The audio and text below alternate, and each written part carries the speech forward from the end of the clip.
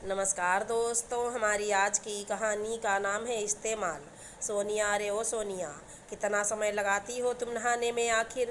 Kitchen में सारा सामान फैला पड़ा है, हद होती है लापरवाही की। जेठानी पूनम की गुस्से से भरी चिड़चिड़ाई कर्कश आवाज़ सोनिया के कानों को भेद गई। उसने जल्दी जल्दी 4-5 मग पानी अपने तन पर डाला और बिना तौलिए से पोंछे ही कपड़े पहनकर बाहर निकल आई। वो दुपट्टा संभालते हुए किचन में जा पहुंची। पूनम की आंखें अंगारे बरसा रही थीं। सोनिया को देखते ही गुस्से में उसने काम करते हुए अचानक कलछी को स्लैब पर पटक दिया। पूनम जब गुस्से में होती तो ऐसे ही किचन में बर्तनों को पटकने लगती थी। आप हटिए दीदी, मैं करती हूँ। वो रवि जाग गया था और भूख से रो रहा था, इसलिए उसको फीड कराने लग गई थी। फिर उसने पौटी कर दी मुझ पर। कपड़े खराब हो गए थे तो बस मैंने सोचा जल्दी से नहा कर ही किचन में आऊं। पूनम पैर पटकते हुए किचन से बाहर चली गई। सोनिया बहुत ही सीधी सादी लड़की थी। 3 साल हो गए ब्याह को और अब उसकी गोद में 1 साल का बेटा रवि है। सोनिया की सास नहीं थी। परिवार में ससुर जी, जेठ जी, जेठानी पूनम और उनके 2 बच्चे जो हॉस्टल में रहते थे और पति पंकज थे। पूनम उम्र में 16 साल बड़ी थी सोनिया से। ब्याह के वक्त पूनम की मीठी मीठी बातों ने सोनिया के माँ बाप का मन मोह लिया था। पूनम ने उनको विश्वास दिलाया कि वो सोनिया को अपनी छोटी बहन की तरह ही स्नेह देगी। खैर, ब्याह के साल भर तक तो सब कुछ अच्छा ही रहा। अच्छा ना होने का कोई कारण भी ना था। सोनिया ने बढ़ चढ़कर परिवार का ध्यान रखना चालू कर दिया था। धीरे धीरे पूनम ने बड़ी ही चालाकी से अपनी मिस्री जैसे बोलों में सोनिया को लपेट कर घर के कामकाज की सारी जिम्मेदारी उसके नाजुक कंधों पर डाल दी। पूनम सोनिया के साथ चुटुर पुटुर काम करते हुए बहुत ही प्यार से कहती, हटो सोनिया, लाओ मैं आज खाना बना दूँ। वैसे एक बात तो है, तुम तो मुझसे भी ज़्यादा होशियार निकली। देखो तो, सबको तुम्हारे हाथों का ही खाना पीना अच्छा लगता है। मैं कुछ भी बनाऊं तो तुम्हारे जेठ जी मुँह ही बना लेते हैं। मुझे तो बहुत गुस्सा आता है और मैं सुना देती हूँ उनको कि इतने सालों से तो मेरे ही हाथों का ही स्वाद भाता था आपको, और अब छोटी बहू के हाथों के स्वाद के सामने मुझे भुला दिया। पर सच ही तो कहते हैं वो। अरे दीदी, ऐसा कुछ नहीं है, आप भी बहुत अच्छा खाना बनाती हैं। अच्छा आप बैठिए, मैं बनाती हूँ। पूनम मुस्कुराते हुए किचन से बाहर चली जाती थी। बस इसी तरह से पूनम मीठी चाल चलकर सारा काम सोनिया से करवाने लगी थी और भोली सोनिया पूनम की चिकनी चुपड़ी तारीफों में फंसते ही चली गई। सोनिया का पति पंकज यूँ तो अपनी पत्नी की तारीफ से बहुत खुश रहता था, क्योंकि कोई भी मर्द हो, यदि घर में सुख शांति का माहौल हो और वह भी उसकी पत्नी की वजह से, तो वो खुश ही होगा।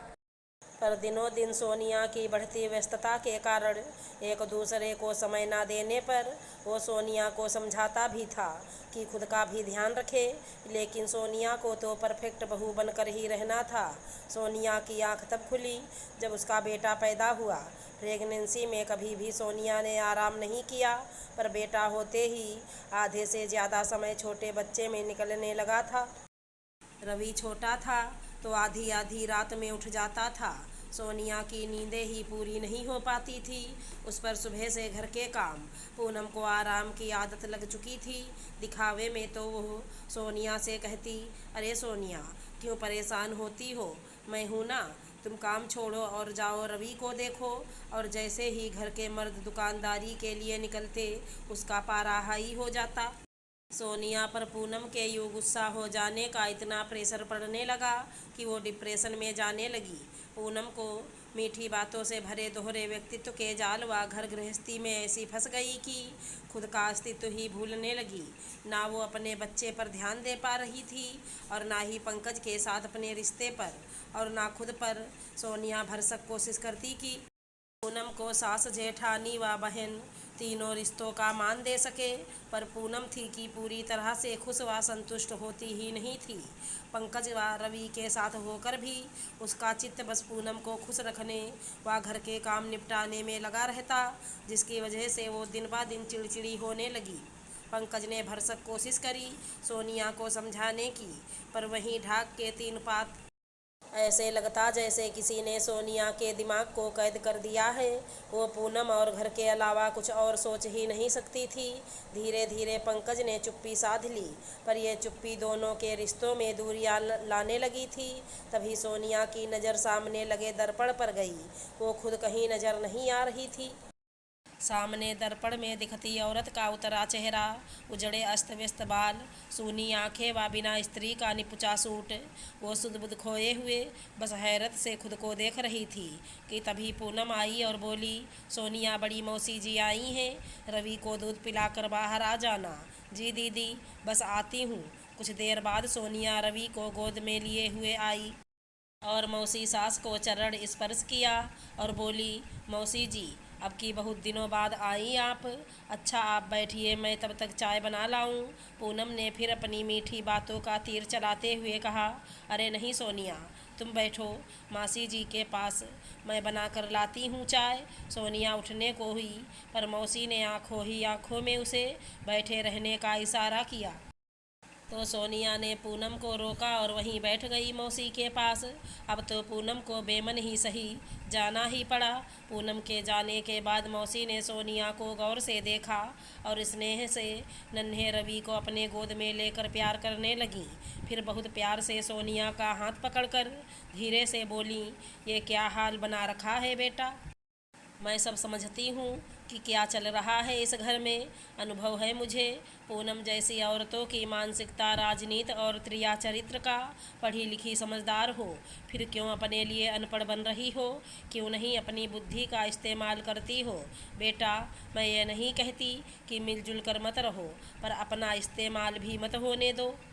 सबसे पहला तुम्हारा कर्तव्य अपने पति और बच्चे के लिए है, बाद में किसी और के लिए।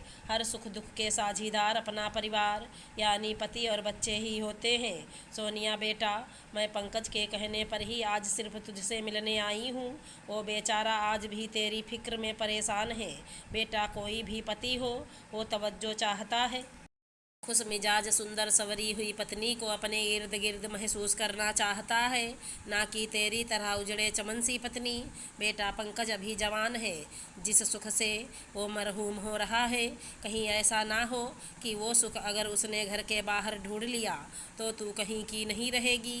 तब भी इस घर में सब तुझ पर ही दोषारोपण करेंगे कि तूने अपने पति का ध्यान नहीं रखा, उसको हाथ से निकलने दिया।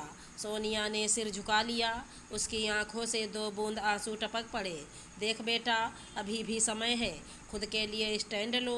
तू कितना भी कोशिश कर ले सबको खुश रखने की, पर नहीं रख पाएगी। इससे अच्छा ये है कि सबसे पहले खुद को खुश कर। बेटा, तेरी खुशी तेरा सुकून किस में है, वो चुनने की बारी है अब। तब तक पूनम के आने की आहट सुन मौसी जी सोनिया से सामान्य होकर दूसरी बातें करने लगीं। मौसी जी तो चली गई थी, पर जाते जाते एक गुरु की तरह सोनिया की आंखें खोल गई थीं। अब वो मन ही मन प्रण कर चुकी थी खुद को बदलने का। जानती थी कि घर में तनाव का माहौल बनेगा, पर अब वो तैयार थी उस तनाव का सामना करने के लिए, अपने पंकज के लिए, नन्हे रवि के लिए। अगले दिन से जैसे दिनचर्या ही बदल गई। रोज जेठ जेठानी को बेडटी देने का नियम उसने दरकिनार कर बस ससुर जी को चाय दी।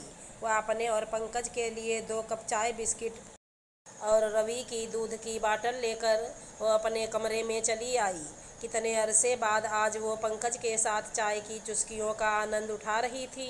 पंकज की प्रेम भरी नज़रों ने उसके चित्त पर सवार सभी तनाव दूर कर दिए थे। जैसे लंबे समय के लिए छाई धुंध छट गई थी। जैसे ही सोनिया किचन में वापस चाय के खाली कप रखने आई, तो पूनम की जहर उगलती तीखी नज़रें। फिर भी घर के सभी मर्दों के होने की वजह से जुबान को शक्कर की चाशनी में लपेट कर वो सोनिया से बोली, आज क्या देर में सोकर उठी। तुम्हारे जेठ जी तो चाय का इंतज़ार ही करते रहे। मेरे हाथों की चाय उन्हें भाती नहीं है ना। मैं बस चाय बनाने ही आई थी कि तुम आ गई। चलो फिर तुम ही चाय बना दो, मैं कमरे में जा रही हूँ। दीदी, आप खुद ही चाय बना लीजिए, मुझे नहाकर तैयार होना है और रवि को भी तैयार करना है। वो क्या है ना, आज हम लोग बाहर घूमने जा रहे। पंकज आज बाहर का ही नाश्ता करेंगे। और हाँ, अपने लोगों का नाश्ता भी आप देख लीजिएगा। पापा जी को भी नाश्ता करा दीजिएगा। पूनम सोनिया को देखती ही रह गई। फिर अचानक तंज कसते हुए बोली, अच्छा जी ठीक है, जाइए अपने मियाँ के साथ, खूब इंजॉय करिए। फिर लंच तो आकर बनाओगी ना? आकर देखूंगी। वैसे दीदी आप तो हैं ही, बना लीजिए, कहीं मुझे आते आते देर ना हो जाए। ये क्या बात हुई? अरे नाश्ता करके आने में कितनी देर लगती है? ज़्यादा से ज़्यादा 1 से 1.5 घंटा, बस। अब और नहीं। दीदी मेरी भी ज़िंदगी है और मेरा भी परिवार है। मेरा समय मैं किस तरह, कितना और किसके साथ बिताऊंगी, ये मुझे तय करने दीजिए। और हाँ, आप परेशान मत हो, मैं अपने काम का बोझ आप पर बिल्कुल नहीं डालूंगी, पर आपके काम का बोझ भी अब नहीं उठाऊंगी। और एक बात दीदी, आप मुझे छोटी बहू बनाकर लाई जरूर इस घर में। आपने मुझे छोटी बहन कभी समझा नहीं। रिश्तों को दिल से अपनाना और उन रिश्तों में ईमानदारी रखना ही हर नए रिश्ते की नींव होती है। नींव में ही मिलावट होगी तो एक दिन उन्हीं रिश्तों के घरों का भरभरा कर टूट जाना ही नियति हो जाती है। ये कहकर सोनिया तेजी से अपने कमरे की तरफ मुड़ गई। आज उसके चेहरे पर आत्मविश्वास की चमक आ गई थी। काश कि ये कदम उसे पहले ही उठा लेना था। खैर, देर आए दुरुस्त आए। पूनम समझ गई थी कि चिड़िया अब उसके फैलाए चालाकी के मीठे जाल से आज़ाद हो चुकी है। अगर हमारी कहानी पसंद आई हो तो चैनल को लाइक शेयर सब्सक्राइब करें। राधे राधे दोस्तों।